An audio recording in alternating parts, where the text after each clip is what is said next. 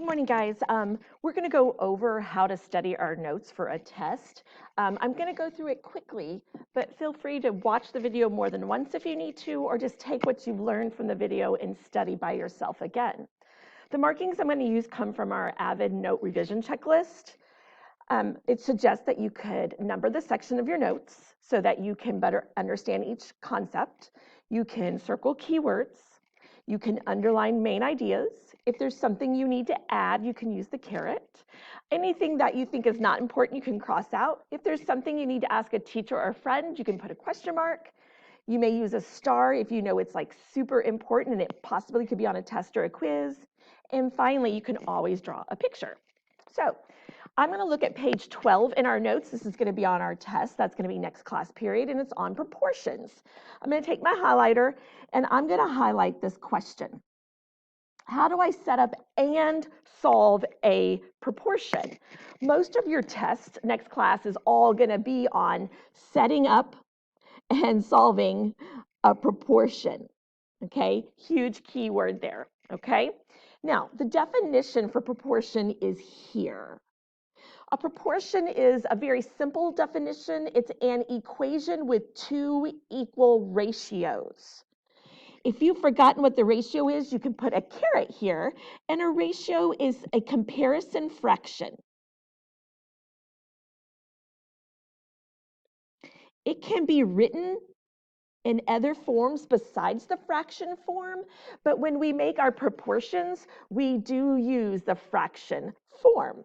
Okay, so right here I have an example, and I drew these eyes. I'm going to highlight. This is my visual. This is what a proportion looks like. Okay, this is what it looks like. And this is two fractions that are equivalent. To check if they're equivalent, what I could do is I could go back in and I can cross multiply. So 2 times 5 is 10, and 10 times 1 is 10. If these cross products are equivalent, then I know I have set up a proportion correctly. Okay, so if we look at the middle section, this is where you learned how to solve. Oh, I'm so sorry. Let me get the light going again. This is where we learned how to do it in a 6th grade method. Your 6th grade teacher taught you that you could divide both sides by the same number to make this equivalent ratio. And again, in 7th grade, we are teaching you how to use the cross multiplication trick that I went over here. Either method is okay. I encourage you to use the 7th grade method because the 7th grade method works on every problem. The 6th grade method will only work if the number is divisible and comes out to a whole number, which is not going to be every situation. Now, I'm going to draw a line right here because that was the first section of my notes. And that first section had examples of what a proportion is. The next section, section 2, I'm going to draw a line underneath this.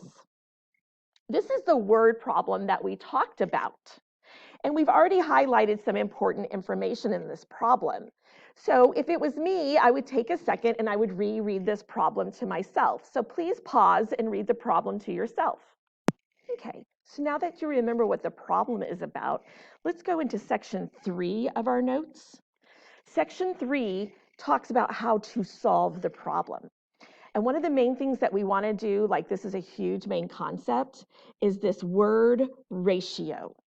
When we start our problem, we want to go in and we want to find out what's being compared.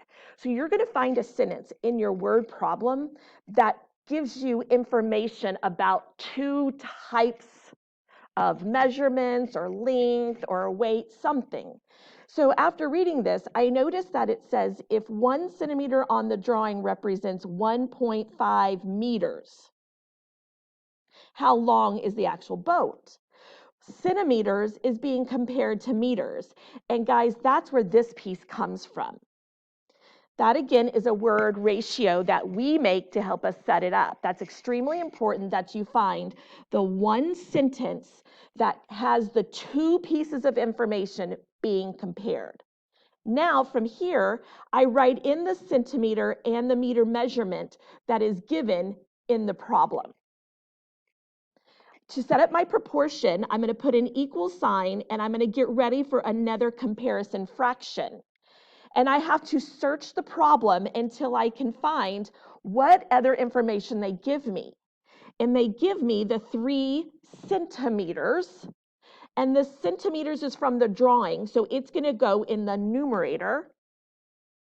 The question says, how long is the actual boat? Well, of course, the actual boat's going to be in meters and not in centimeters. And so I put my X there for my missing information. Once we have our setup, step 2 is the cross multiplication. This is going to be a huge part of your test. So I'm going to take 1.5 or 1 5/10 and multiply it by 3. And you can see when I move my notebook here that we did that right here at the bottom. So I cross multiply this direction and this direction. 1 times x is just simply x, 1x. So I have 1x equals 4 5/10, which is the other cross product. To divide, what we need to do is you always divide by the coefficient. Coefficient. Okay, and I'm going to add that word in, a little caret there. And when I divide by 1, thank goodness, nothing changes. And this piece here at the end is the length of the actual boat. So to end my studying, again, I want to go down to my summary portion of the notes, and I want to answer the question, how do I set up and solve a proportion? Okay, the setup, you're going to find and make a word ratio, okay? So we're going to make a word ratio, in parentheses, locate comparison in problem. Okay, and again, that's me finding out that it says 1 centimeter represents 1.5 meters. That's my comparison, and I've set up my word ratio. Then I'm going to cross multiply. Then I'm going to divide.